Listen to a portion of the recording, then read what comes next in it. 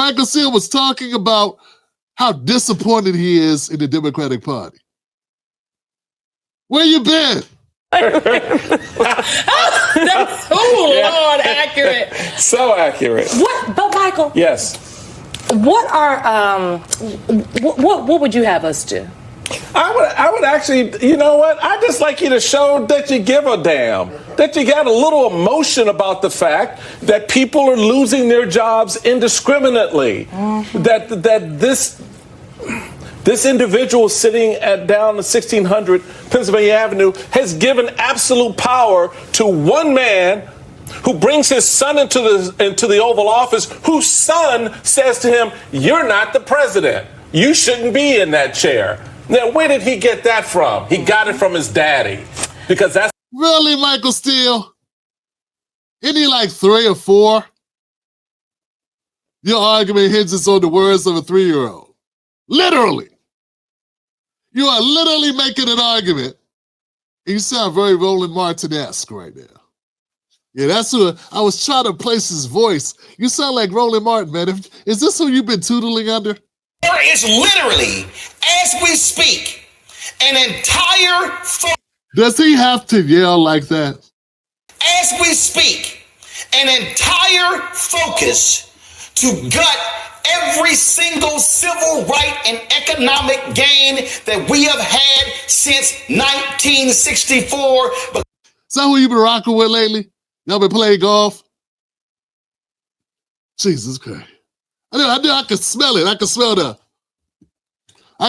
less than manly disposition. You know what I'm saying? I could smell the screaming. You know what I'm saying? The screaming demon. The estrogen just floating around all kinds of ways. I'm going to hang my hostility and my gaslighting on the shoulders of a 3-year-old. Because these 3-year-olds said, you probably still believe him in the Tooth Fairy and Santa Claus too. You gonna scream about that too? What's wrong, man? What's wrong with us, man? No wonder why the Democrats get their asses kicked. What is this guy talking about? Oval Office, whose son says to him, "You're not the president. You shouldn't be in that chair." Now, where did he get that from? He got it from his daddy, because that's what his daddy thinks of the man who brought him into the Oval Office. So I just like to... You just put a lot together there. I don't know, did you get a memo or something I didn't get? I mean, I know you guys be coordinating and stuff, and coordinating your talking points, but like what? Where'd that come from? You know where he got it from. He got it from his... You don't know where he got it from. You don't know? What is he talking about? What is wrong with Michael Steele? See somebody wake the hell up and get excited about the fact that your country is under assault. They're not at the gate anymore. They're in your bedrooms. They're in your living rooms. They're in your... Who's in my bedroom? Who's in my living room? Where? Brother, what are you talking about? They're in your bedrooms. They're in your living rooms. Man, this is a gaslighting. Where's your pearls, Michael?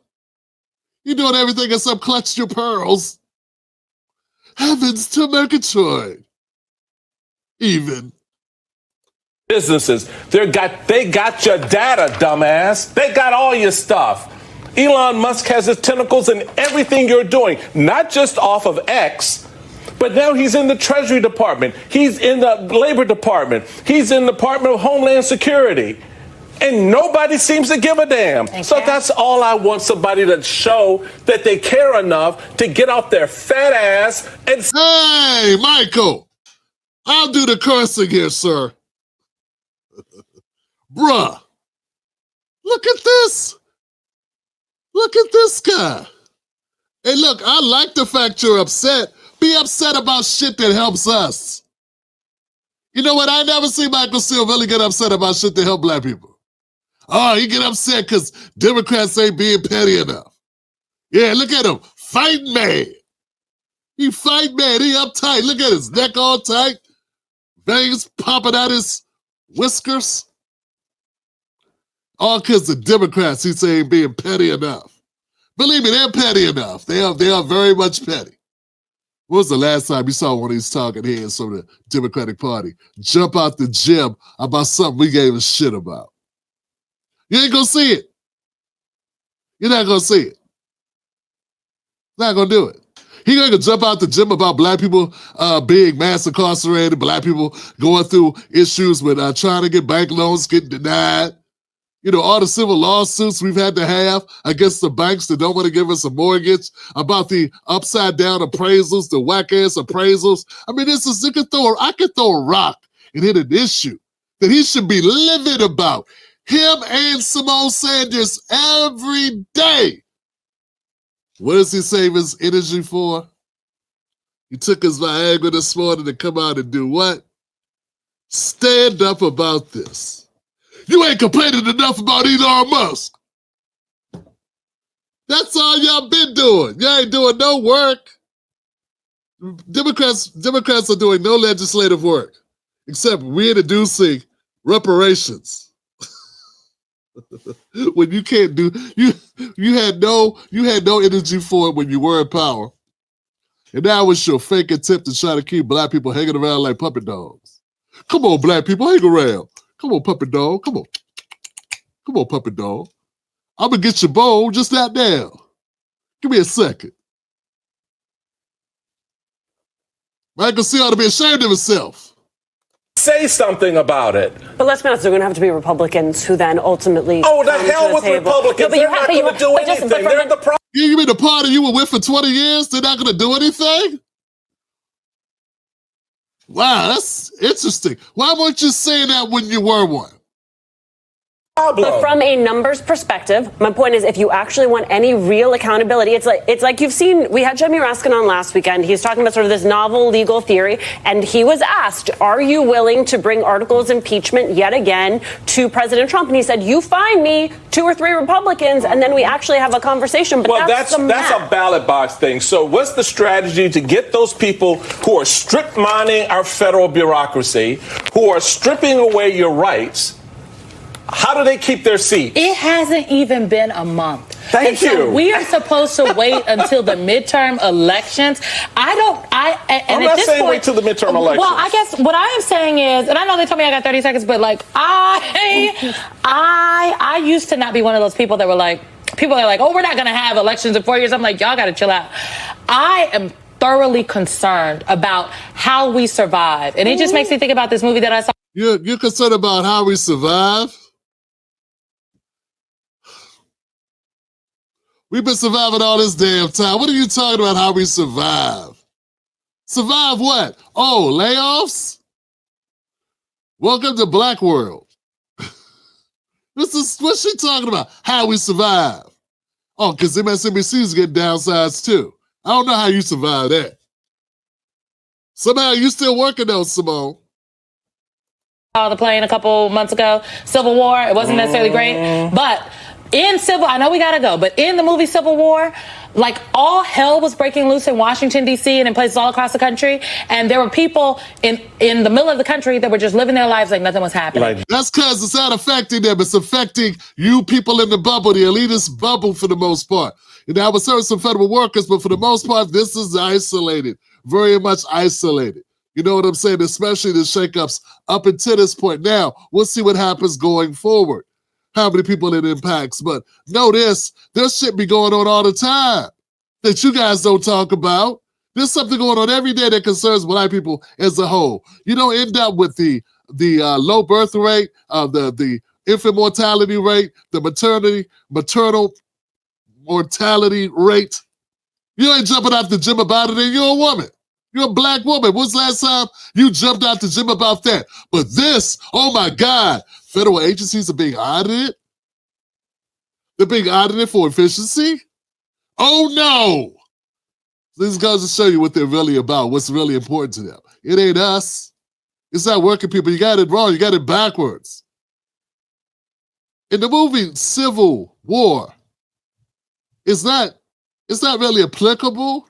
If there's going to be a civil war, it'll be a civil war against the haves and the have-nots. The have-nots will storm the castle against the haves. When we are finally fed up with the BS nonsense of the elite class, of the 1%, Well, that's your real civil war right there. You know, bump what you heard. It ain't about MAGA. It ain't about progressives. It's about the money. That's what a civil war will be. It ain't black or white or Latino or Asian or Muslim or Jewish. It ain't trans or straight or bi. It is money. It is the elites. They have it. We don't. And that will be your civil war. And that should have happened 100 years ago. The reason why it's just going to be able to happen now is because of the voices. The voices that are letting the truth be known. See, she got it backwards. The people in the Midwest don't know what's going on in the D.C. or they be upset. Yo, we are upset. We're upset about all the taxes we pay. We're upset about the way things have been running. You are delusional. Former Kamala Harris employee, chief of staff formerly or whatever of Kamala Harris. No, we've been upset. You weren't upset.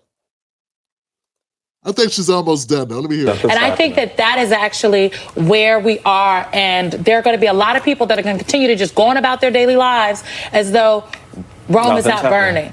What is this? This is just pathetic. As if Rome is not burning. Yeah, exactly. That's exactly how black people feel. That's exactly how working class white people feel. Exactly how all working class Latinos, Asians, Native Americans feel. Folks, look, I talk to people from all over the spectrum, and they all feel the same way about this system. They feel like they're not heard. They feel like the issues that impact them don't get the right amount of spotlight on them at all. So what's pathetic is how this particular issue with Doge has a lot of corporate media going crazy. And I'm trying to tell you, most Americans be like, what are you even talking about? Doge, what is that? But it's everything right now. There are local problems, there are statewide problems that are happening every day that don't get the type of attention that this is getting. And we know why. Because there are people that got their hand in that cookie jar.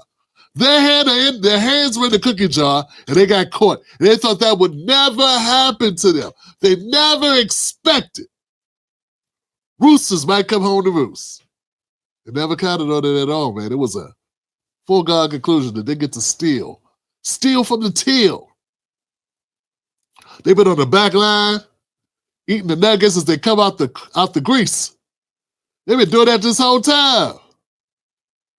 Yes, they have, and they haven't been caught, so they thought it was always going to be sweet. And all of a sudden, here comes Spotlight. Somebody installed cameras. We can see you eat that chicken nugget. We see you, Symone, eat that chicken nugget on the back line. We saw you make that extra Sunday. Whose Sunday? Did you pay for that Sunday? They're getting caught. And I tell you, man, it boggles me, man, because it's like, you would think people that are, when you complain, you look guilty. Yeah, all the complaining the Democrats are doing don't do nothing to make them look more guilty. I mean, that's how it looks to me. Listen to Michael Steele's voice, the octaves this sucker reaches. You sound guilty as hell. Got me wondering if he got a couple checks cut. He ready to jump out the gym. Look at him. Look at how he was. Listen to him here. Jobs indiscriminately. That this chair. Now, where did he get that from? The fact that your country is under assault. They're not at the gate anymore. They're in your bedrooms. They're in your living rooms. They're in your businesses. They're in your bank records. They're in your pocket. They know what you've been doing, Michael Steele. They know you probably got a couple of cuts. I bet you Michael Steele got a couple of nonprofits. Come on now. He was one of the most visible brothers in the RNC for quite a while. What kind of companies you got hooked up there, Michael Steele? I'm just, I'm not saying he does. It just seems like he's a little too animated. Seems a little too pissed off to be clean. You know what I'm saying? I mean, I'm just saying it just seems a little suspect. I smell guilt. I smell some guilt, Michael Steele. Put in the comment section what you think about this segment. Does Michael Steele seem like he might have something he might be wanting to hide Does it seem like maybe he's got personal reasons for being so, I don't know, electrified? I ain't never seen Michael Steele that animated. You know, you wives know. Wives know what happens, right? You talk to your husband like, so who was you talking to out there? Talking to who? Why your voice gets so, why your octaves go up? Because, you know, you seem a little paranoid. Oh, not nothing. I was just what you hear? Uh-huh. Had that phone on Bluetooth. All right, check this out, guys. So here goes something for you.